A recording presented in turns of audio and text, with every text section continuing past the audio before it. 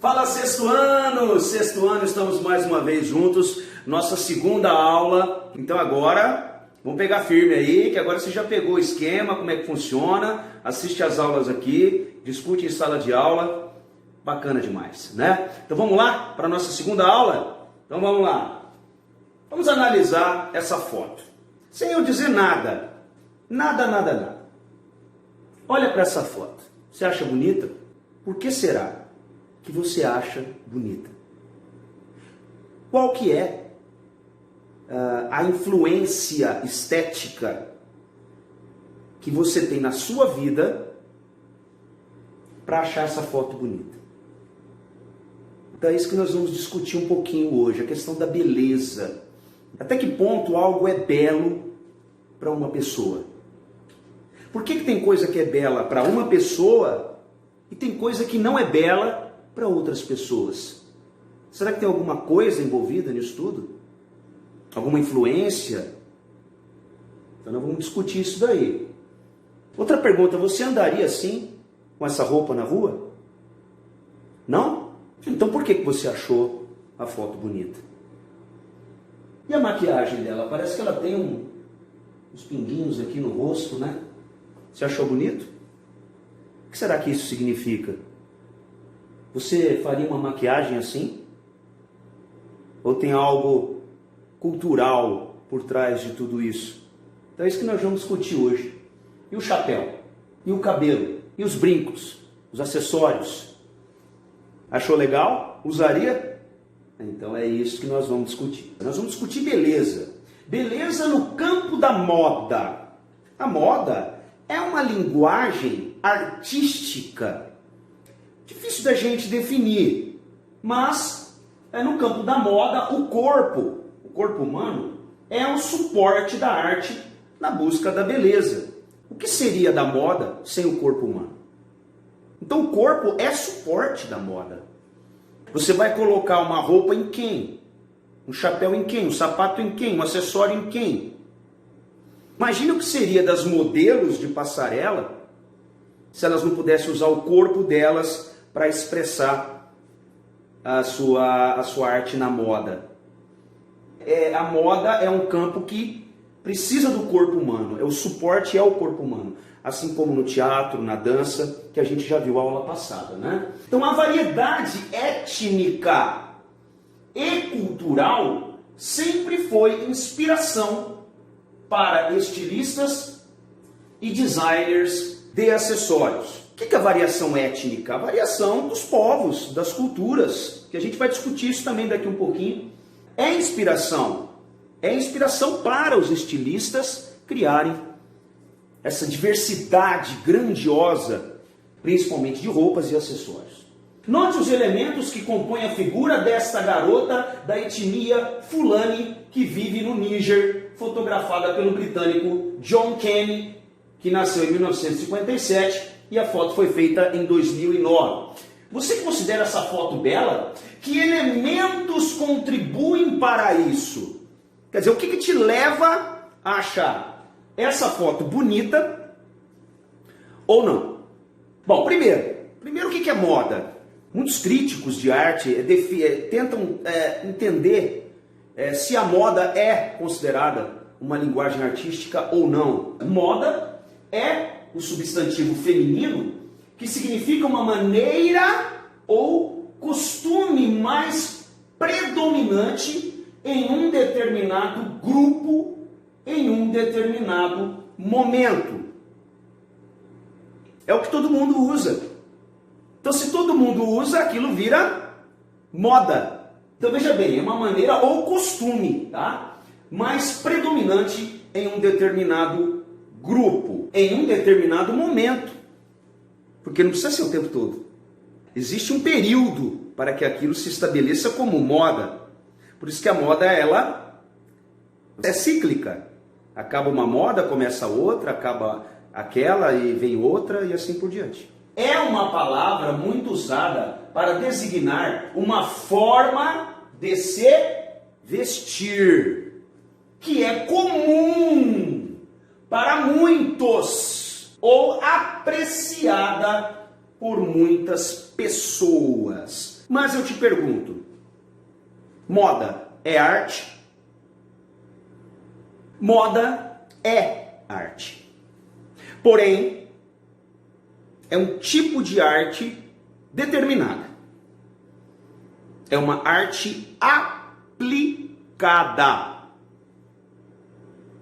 Como assim arte aplicada? Arte aplicada é uma arte utilitária. O que é uma coisa utilitária? Que você usa. Não é um quadro na parede. Você vai usar o quadro na parede, no seu corpo? É uma arte utilitária, isto é, desenvolvida na criação estética, de beleza, claro. Precisa ser bela, porém, para objetos do cotidiano, do dia a dia. Então, arte aplicada não é só na moda, professor. Não. Arte aplicada é nos objetos que as pessoas usam no dia a dia também. Uma cadeira. Uma cadeira tem arte? Claro. Tem um design envolvido nela.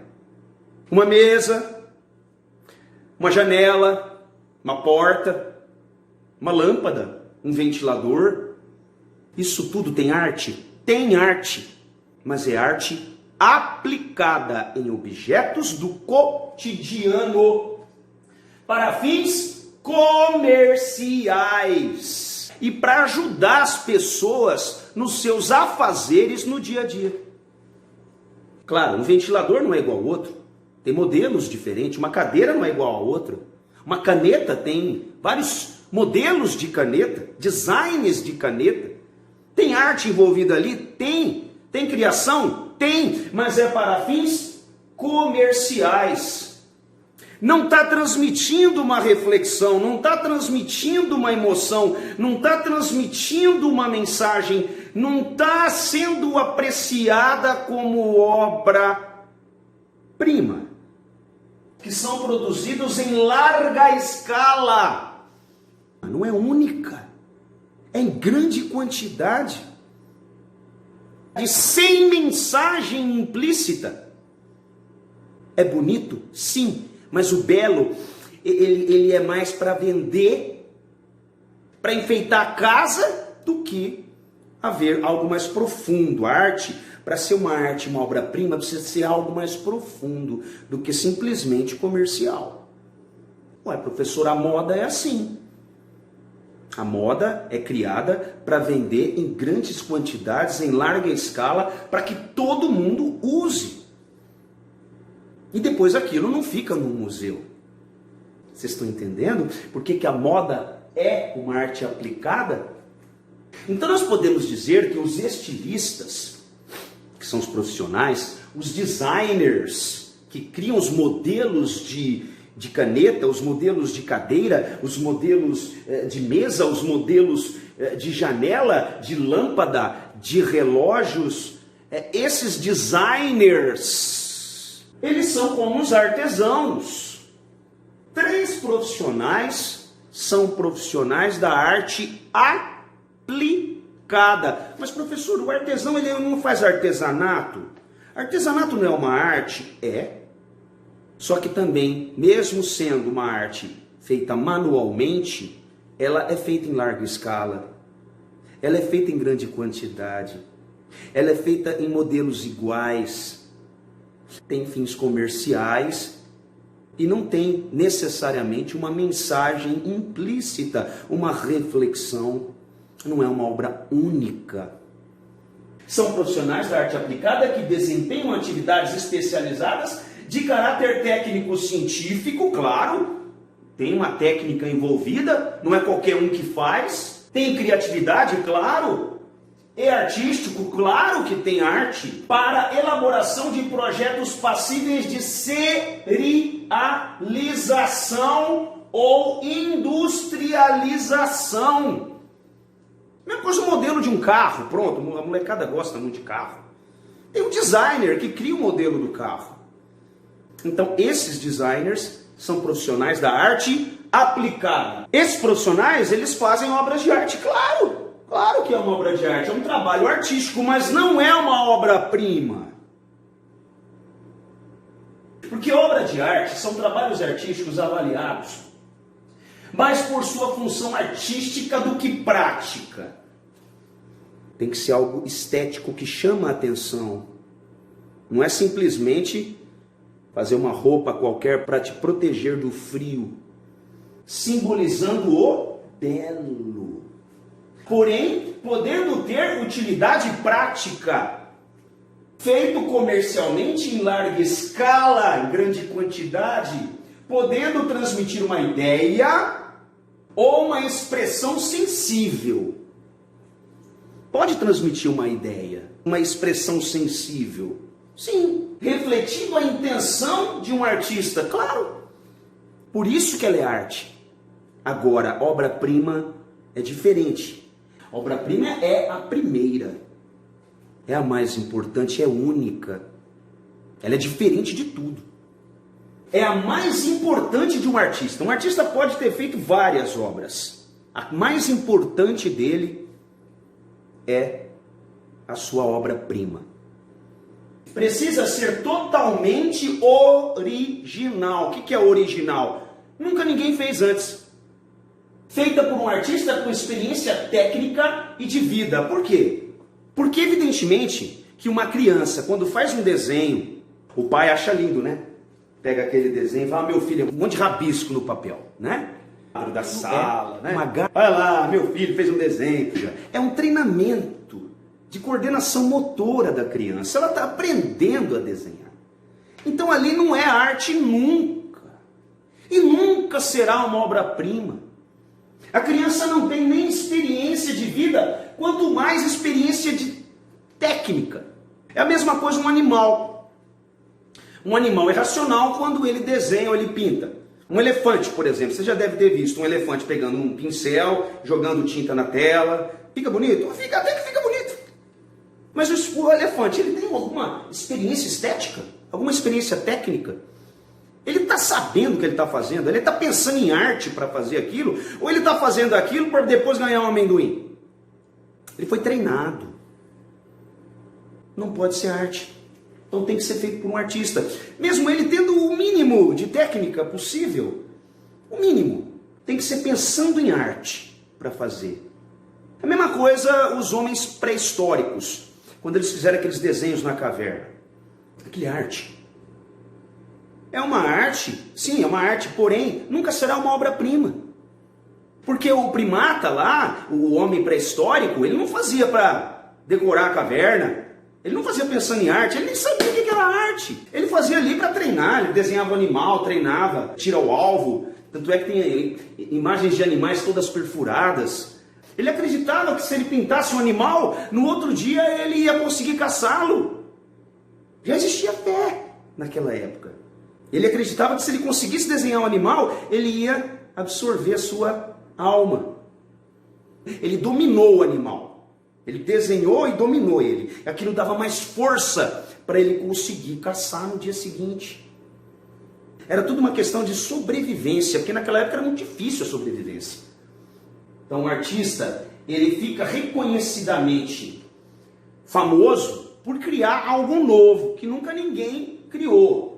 Marcando uma mudança de um período histórico da arte, ou marcando um período artístico, uma técnica talvez que ele tenha inventado, um jeito de fazer novo, que influenciou outros artistas. Tem que ser algo original. Não precisa ser bela. Obra de arte, obra-prima. Obra de arte precisa ser bonita. Obra-prima não. Obra de arte precisa ser bela. Por quê? Porque tem fins comerciais. Precisa agradar o cliente para ele comprar aquele objeto utilitário. Já a obra-prima não.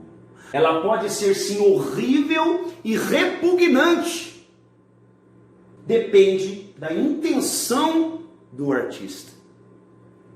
Às vezes o artista quer transmitir repulsa, para de repente fazer o público refletir sobre alguma coisa que esteja acontecendo na atualidade, sobre algum problema emocional que a pessoa pode passar algum dia ou passou.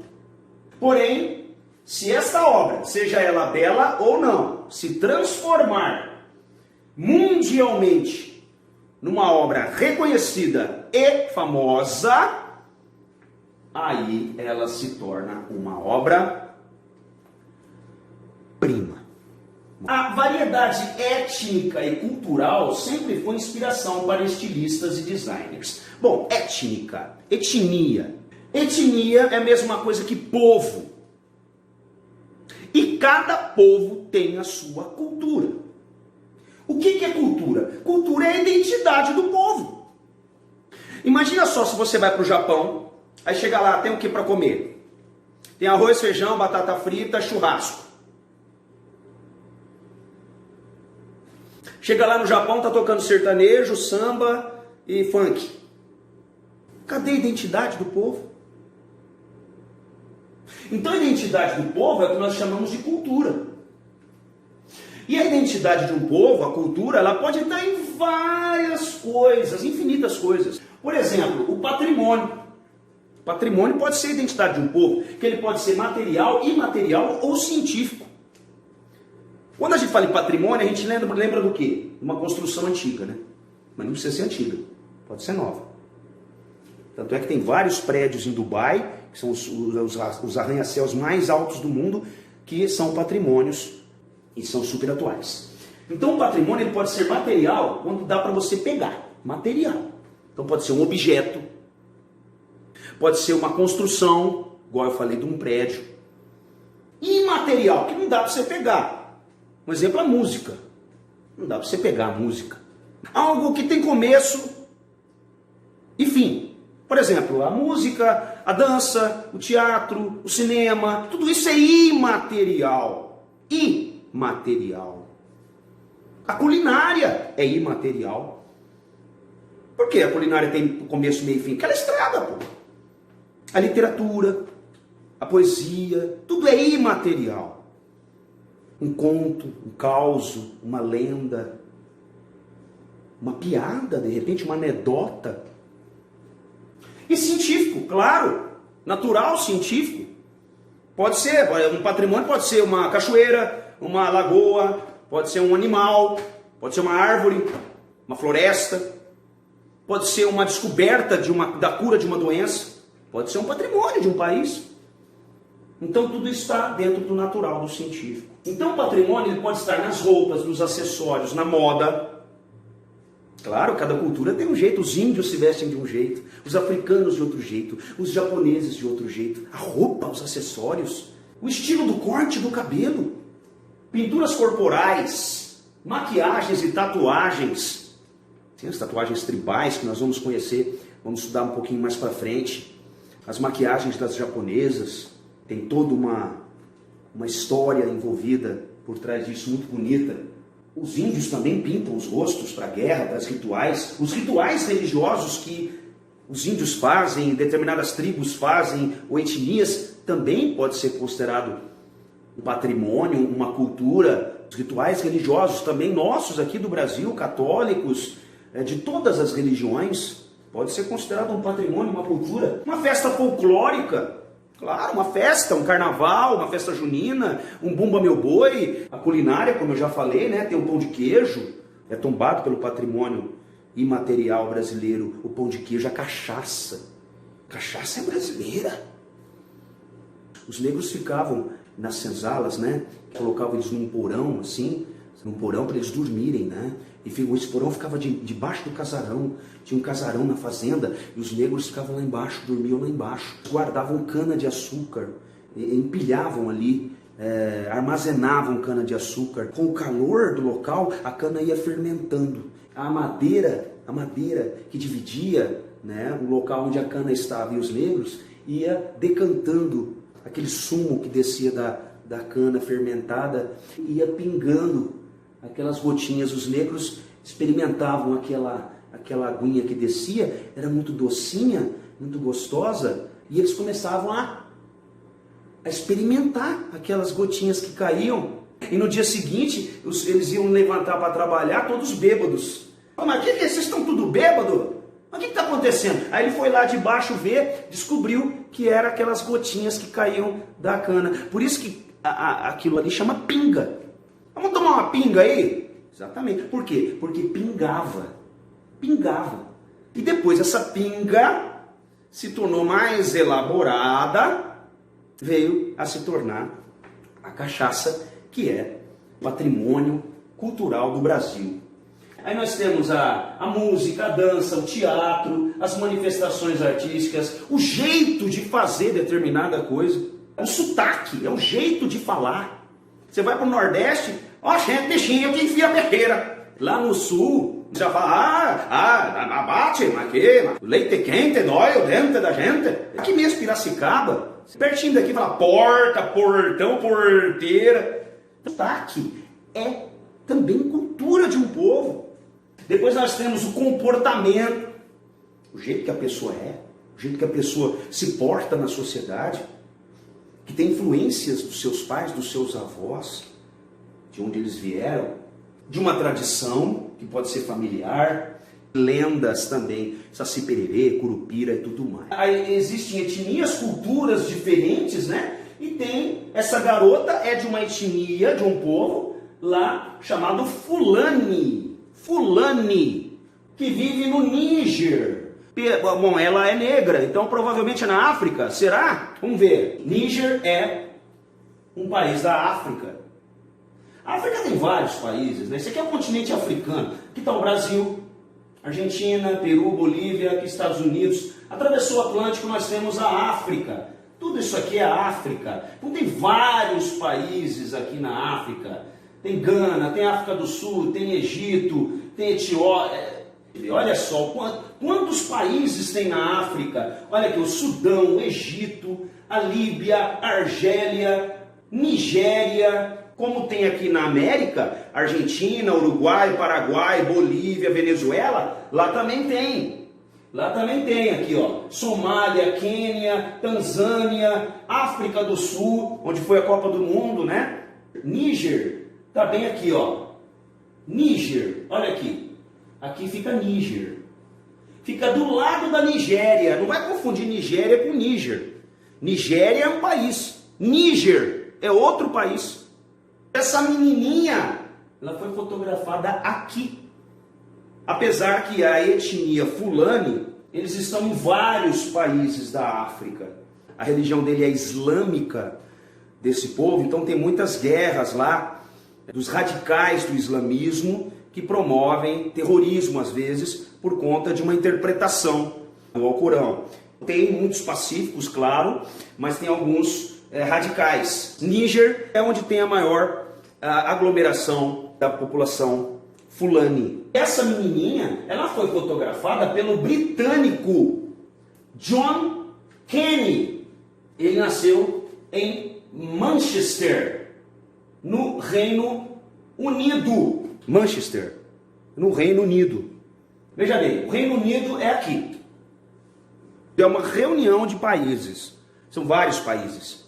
Fica pertinho da Europa. Aqui nós temos a Espanha, a Portugal, França, Itália, né, Suécia. Pertinho da Inglaterra. A Inglaterra e outros países fazem parte do Reino Unido. No Reino Unido nós temos a Inglaterra, a Escócia, o País de Gales e a Irlanda do Norte. São 4 países no Reino Unido. Cada um com o seu governo, porém com um governo que governa todos esses países. É como se esses países fossem estados e tivesse um governador, um presidente na capital da Inglaterra, Londres, que gerencia todos esses 4 países. Então, quando eu falo que uma pessoa é do Reino Unido, ela nasceu num desses 4 países. E quando eu falo que ele é britânico é porque ele nasceu no Reino Unido. Todo mundo acha que britânico é inglês. Ah, o britânico nasceu na Inglaterra. Não. Britânico é que nasceu no Reino Unido. Então John Kenny, que é aquele fotógrafo que fotografou aquela menina Fulani, ele nasceu em Manchester, que é uma cidade da Inglaterra, porém a Inglaterra faz parte do Reino Unido. Agora, a Inglaterra, que é o maior país do Reino Unido, junto com o país de Gales e junto com a Escócia, tirando a Irlanda do Norte, porque isso aqui tudo é Irlanda. Essa ilha toda aqui é Irlanda. Existe a Irlanda e a Irlanda do Norte. Somente a Irlanda do Norte que faz parte do Reino Unido. A Irlanda não, só a Irlanda do Norte. São dois países aqui. A Inglaterra, a Escócia e o país de Gales, esses três, tirando a Irlanda do Norte, é a Grã-Bretanha. É a Grã-Bretanha. Vamos lá, na última década, John Canning, esse cara bonitão aí, ó. John Canning viajou para alguns dos cantos mais remotos da África subsaariana para destacar o papel central das comunidades tradicionais desempenham em lugares onde os recursos da terra são mínimos e estão sob crescente ameaça. Seus retratos impressionantes enfatizam a beleza e a força inerente, além de nos dar uma visão das roupas e adornos tradicionais. John também estendeu seu trabalho para documentar grupos étnicos da Índia. Então ele vai sozinho, às vezes ele vai com um guia, e ele se especializou nessas fotos preto e branco. São populações bem afastadas, locais quase inóspitos, sem vida praticamente, difícil acesso. Então ele procura a beleza dessas pessoas, ele resgata a beleza destas pessoas. Lá na África, esse povo fulani, que a maioria são pastores do Estado Islâmico, tentam implementar meio que à força os seus pensamentos religiosos. Então eles são considerados radicais. E agora ele está fazendo um trabalho muito bonito na Índia, também com esse mesmo formato. Aqui é só para dizer, tá, que aqui é a Inglaterra, aqui é País de Gales, aqui é a Escócia e aqui é a Irlanda do Norte, que faz parte do Reino Unido. Tudo isso aqui faz parte do Reino Unido, onde tem aqui Londres, que é a capital do Reino Unido, e Manchester, lá onde nasceu o nosso John Canning, é aqui, ó. É uma cidade da Inglaterra, que é tudo isso aqui verde, aqui é Inglaterra. Olha aqui a pergunta. Você considera esta fotografia bela? Que elementos contribuem para isso?